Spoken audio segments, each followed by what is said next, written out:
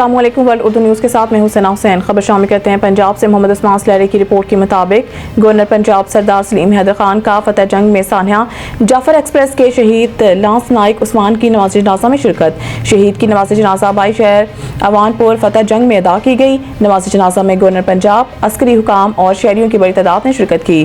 شہید کو فوجی اعزاز کے ساتھ سپرد خاک کیا گیا۔ شہید کے اہل خانہ کو گورنر پنجاب نے گلے لگایا اور دلاسا دیا۔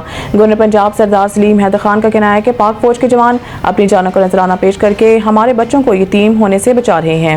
پاک فوج کو جعفر ایکسپریس ٹرین جیسے دہشت گردی کے منصوبے کو ناکام بنانے پر خراج تحسین اور سلام پیش کرتا ہوں۔ ایسے واقعات کی جتنی مذمت کی جائے کم ہے۔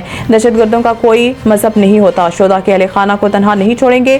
پاک فوج اور سیکورٹی فورسز کے شہداء کے اہل خانہ کے لیے گورنر ہاؤس کے دروازے ہر وقت کھلے ہیں۔ دہشت گردی کے خلاف تمام سیاسی جماعتوں کو مل کر ملک کی خاطر متحد ہونے کی ضرورت ہے۔ انڈیا اور افغانستان جیسے ملکوں میں دہشت گردی جیسے منصوبے بنائے جاتے ہیں جس کی شدید مذمت کرتا ہوں۔ گورنر پنجاب سردار سلیم حیدر خان نے کہا ہے کہ میں اور پوری پاکستانی قوم دہشت گردی کے اس جنگ میں پاک فوج کے شانہ بشانہ کھڑے ہیں۔